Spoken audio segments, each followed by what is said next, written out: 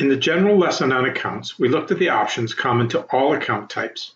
In this lesson, we will look at the additional options available for managed stock accounts.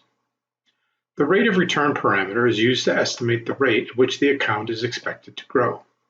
Keep in mind that this is a hypothetical rate of return based on past performance and investment strategy and is not guaranteed.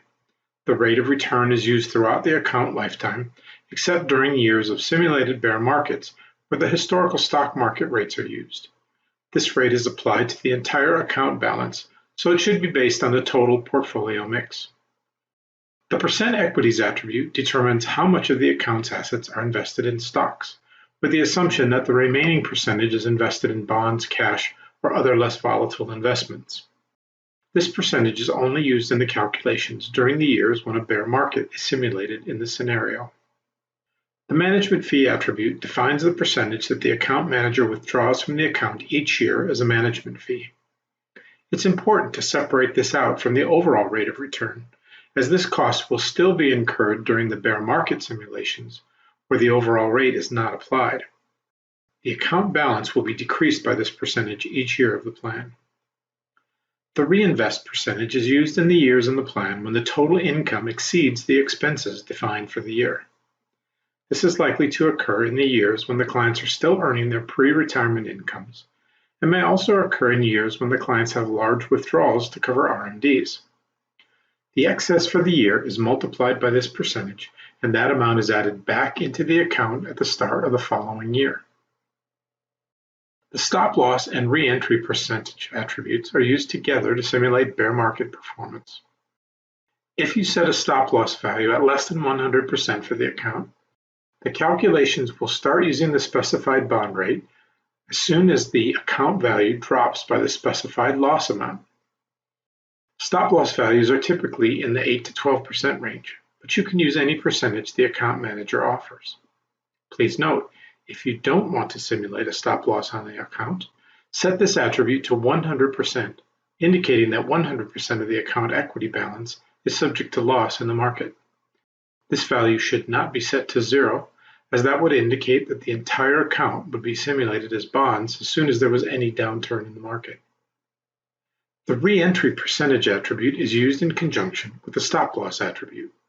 If you set a re-entry value of less than 100%, the calculations will assume that the account assets are switched from bonds back to equities when the account recovers the specified percentage. For example, if you set this attribute at 50% and the stop loss at 10%, the calculations will start using the bond rate of return when the historical market reaches a 10% loss, and then switch back to the historical rate of return when the balance recovers 50% of the loss at the lowest point in the historical market. Watch the tutorial on bear markets for a more detailed explanation of how the rates of return are determined during the bear market simulations. The withdrawal sequence attribute is used only for managed accounts and bank accounts.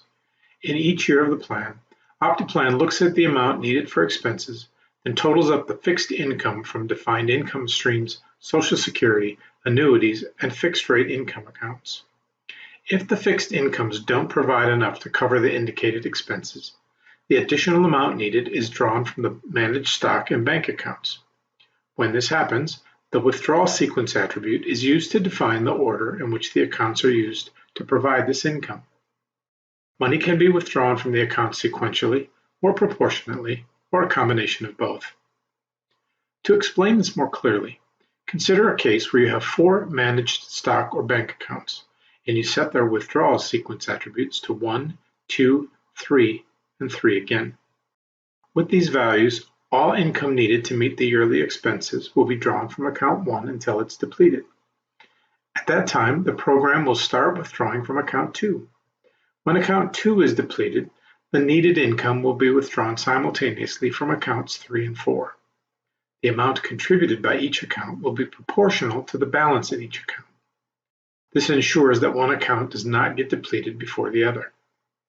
You can use any combination of sequences you like, from all sequential to all proportional and everything in between.